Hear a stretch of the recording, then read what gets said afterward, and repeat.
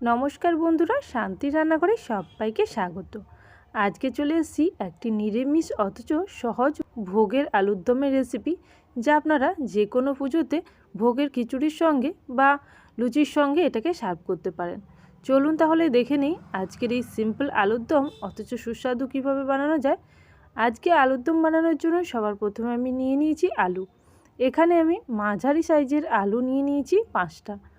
আপনারা যেরকম সাইজের পারবেন সেই অনুযায়ী নিতে পারেন। আমি যেহেতু এখানে মাঝারি সাইজের নিয়েছি, তাই আলুগুলোকে দুটো অংশে ভাগ করে নিচ্ছি। ভোগের আলুর দমের ক্ষেত্রে এইরকম বড় টুকরো করে রাখলেই সুবিধে হয়, এবং পরিবেশনের সময়ও সেক্ষেত্রে 1 পিস করে আলু একটু গ্রেভি দিলেই তাতেই কিন্তু কাজ হয়ে যায়। এখানে আমি নিয়ে নিয়েছি আর একটি প্যান। সেই প্যানের মধ্যে নিয়ে নেব সাদা তেল। আপনারা চাইলে সর্ষে তেলেও রান্নাটা করতে পারেন। আমি সাদা তেলে সবার প্রথমে আলুগুলোকে ভেজে নিচ্ছি।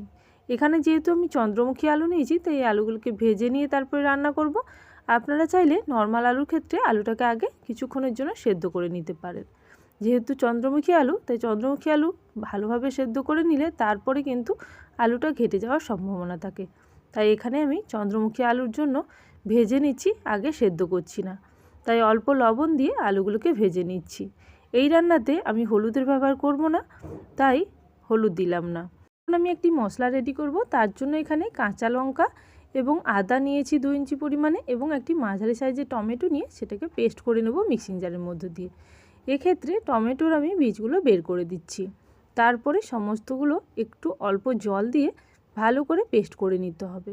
শুধুমাত্র এই মশলা নয়, আরও একটি মশলা লাগবে, সেই মশলাটি আমি পরে বানিয়ে নেব। এখন এই মশলাটি তৈরি করে নিয়ে সাইডে রেখে দেব।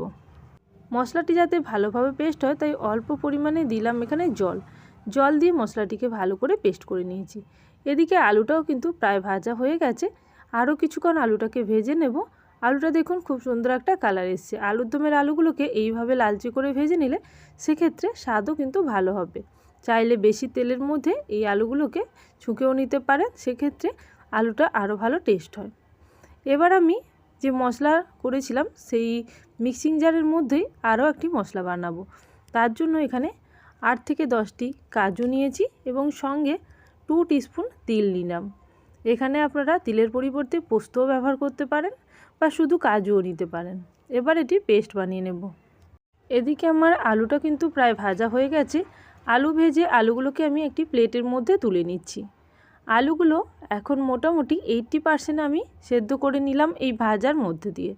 এবার এই তেলের মধ্যেই ফোড়ন দিয়ে দেবো গোটা গরম মশলা। গোটা গরম মশলাটা হালকা ভাজা হলে এর মধ্যে প্রথমেই তৈরি করে রাখা টমেটো, কাঁচা লঙ্কা এবং আদার পেস্টটা দিয়ে কিছুক্ষণ ভেজে নেব, ওই ধরুন 1 থেকে 2 মিনিটের জন্য।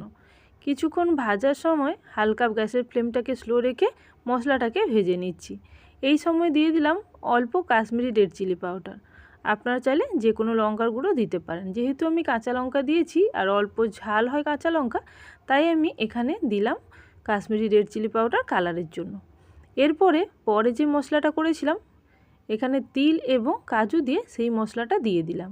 দিয়ে আবারও খুব ভালো করে কষিয়ে নিয়ে তেল ছাড়া পর্যন্ত মশলাটাকে কষিয়ে নিয়েছি। এবার মশলার বাটি ধোয়া জল অল্প দিলাম, আবারও ভালো করে মশলাটাকে কষিয়ে নেব। যতক্ষণ না পর্যন্ত মশলার কাঁচা ভাবটা চলে যায় ততক্ষণ পর্যন্ত মশলাটাকে কষিয়ে নিচ্ছি। দেখুন মশলাগুলো কিন্তু এখন তেল ছাড়তে শুরু করেছে। এই অবস্থা আমি ভাজা আলুগুলো দিয়ে দেব। আলুর টুকরোগুলো দেওয়ার পরে আবারও খুব ভালো করে ওই 2 থেকে 3 সেকেন্ডের জন্য ভালো করে এইভাবে নাড়িয়ে নিলাম। এবার আমি জল দিয়ে দেবো। এই রান্নাটি খুবই সহজ, যে কেউ বানাতে পারবেন। যে কেউ কিন্তু এই রান্নাটি খুব সহজে বানিয়ে নিয়ে ভোগের হিসাবে বা নিরামিষ দিনেও পরিবেশন করতে পারবেন। এখন আমি এর মধ্যে দিয়ে দেব জল। জলের পরিমাপটা আপনারা বুঝে দেবেন, যেমন আলু সেদ্ধ হয়েছে তার উপর নির্ভর করে কিন্তু এখানে জলটা দিতে হবে।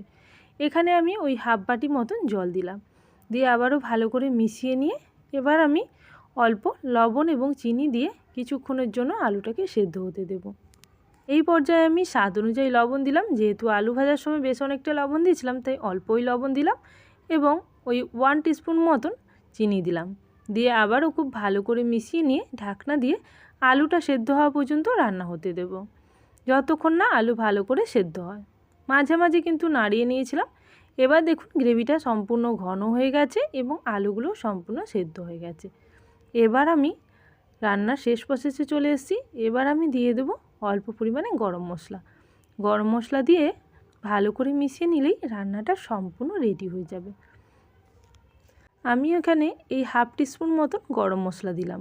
যেহেতু বাড়িতে বানানো গরম মশলা খুবই স্ট্রং হবে, তাই আমি 1/2 টিস্পুন দিয়ে ভালো করে মিশিয়ে নিচ্ছি। মিশিয়ে নিয়ে গ্যাসের ফ্লেমটাকে অফ করে দেবো। আর রান্নাটা কিন্তু সম্পূর্ণ রেডি। দেখুন আলুর দমে কালারটা কতটা সুন্দর হয়েছে। একেবারে ভোগের জন্য রেডি এইরকম আলুর দম কিন্তু বানিয়ে নিয়েছি। চাইলে খিচুড়ির সঙ্গে বা লুচির সঙ্গে পরিবেশন করা যেতে পারে। তাহলে বন্ধুরা, রেসিপি ভালো লেগে থাকলে অবশ্যই কমেন্ট সেকশানে জানাবেন। আর যারা এখনও পর্যন্ত চ্যানেলটিকে সাবস্ক্রাইব করেননি, অবশ্যই চ্যানেলটিকে সাবস্ক্রাইব করে নিয়ে পাশে থাকা বেল নোটিফিকেশানে ক্লিক করে রাখবেন, যাতে আমার চ্যানেলে নতুন রেসিপি আসার সঙ্গে সঙ্গে আপনাদের কাছে সবার আগে নোটিফিকেশান পৌঁছে যায়। তাহলে আজকের জন্য এই পর্যন্ত। আবারও চলে আসবো নতুন কোনো রেসিপির সঙ্গে।